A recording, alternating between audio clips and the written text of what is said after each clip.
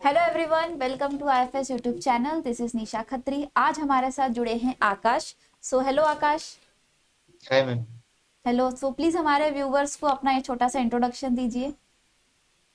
Hello everyone, myself Aakash Yadav. I am basically from Jaunpur UP and I am pursuing my BSc degree from ARSD college Delhi university.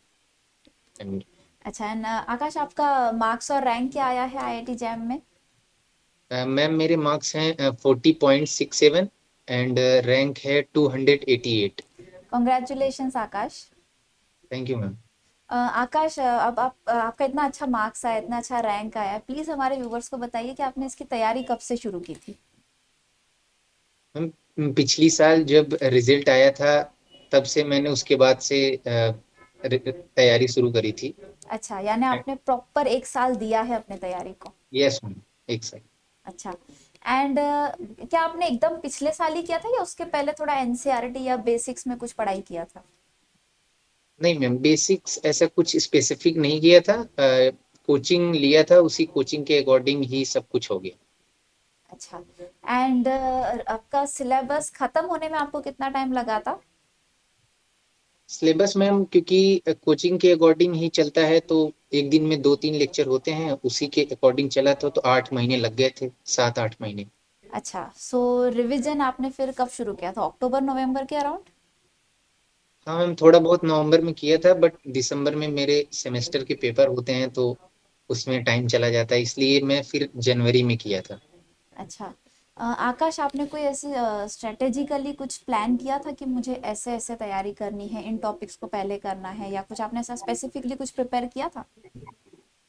हाँ ma'am, मेरे जो favourite subject हैं जैसे inorganic और physical हैं, तो मैंने इनऑर्गेनिक को ही पूरा पहले खत्म कर लिया था। ऐसे ही ऑर्गेनिक साथ साथ थी, बट मैं उतना ध्यान नहीं देता था उस पे।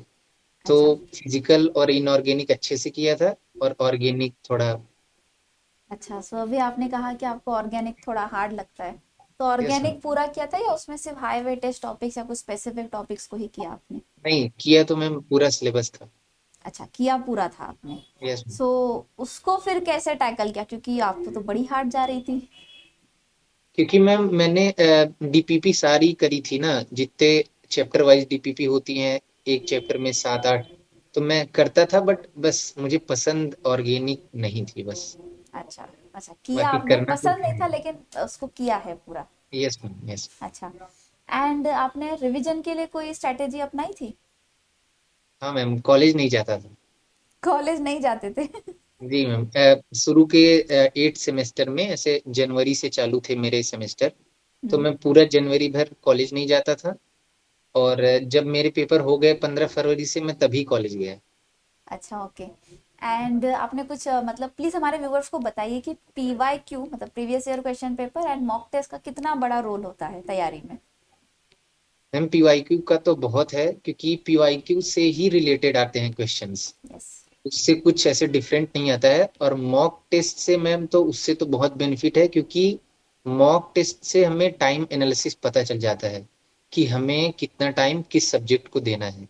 यस। और दूसरी चीज, कौन से टॉपिक कितने इंपॉर्टेंट है, ये मॉक टेस्ट और पीवाईक्यू से ही पता चलते हैं। Yes, correct. आपने आकाश, आपने बेसिक मैथमेटिक्स के लिए कुछ अलग से किया था या उसको स्किप किया था?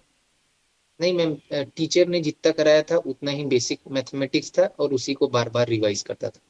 अच्छा, ओके। नाइस, अच्छी बात है, क्योंकि मोस्टली बच्चे बेसिक मैथमेटिक्स छोड़ देते हैं। इस बार तो वैसे ज़्यादा नहीं था, उसके पहले बहुत ज़्यादा था मैथमेटिक्स। Yes ma'am. यस। सो ऐसे आपके तैयारी के दौरान कुछ ऐसी गलतियां जो आपसे हुई, जो आपको थोड़ा बाद में पता चला, आप हमारे व्यूअर्स को बताना चाहेंगे कि प्लीज़ इन मिस्टेक्स को अवॉइड करें? मैम मॉक टेस्ट का जो मैंने मुझे लगता है, मॉक टेस्ट का एनालिसिस मैंने सही से नहीं किया था। ऐसे मैंने लगभग 10 या 12 मॉक टेस्ट दिए थे, बट मॉक टेस्ट दे के मैं आगे बढ़ जाता था। तो अच्छा। उसका एनालिसिस करना कि क्या गलत हुआ है और क्या रिवीजन और करना है, वो नहीं करा था, वो करना चाहिए। Yes, correct. एंड आपके अकॉर्डिंग ऐसे कौन से लिस्ट ऑफ टॉपिक्स है जिनको कुछ भी हो जाए छोड़ना तो नहीं है तैयारी के दौरान? इनऑर्गेनिक में मैम जैसे केमिकल बॉन्डिंग है, और कोऑर्डिनेशन कंपाउंड है, और यस। जनरल इनऑर्गेनिक जो पीरियोडिक टेबल पीरियोडिसिटी है, यस। उसको तो नहीं ही छोड़ना चाहिए। और फिजिकल में ऐसे केमिकल काइनेटिक्स है, थर्मोडायनेमिक्स है, केमिकल करेक्ट। इक्विलिब्रिया है, ये सब।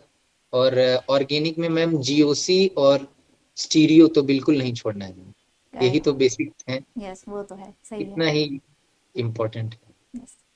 Thank you so much Aakash, आपसे बात करके अच्छा लगा। थैंक यू सो मच हमारे स्टूडेंट्स को गाइड करने के लिए। All the best, and IFS की तरफ से बहुत बहुत बहुत congratulations. Thank you. Thank you so much.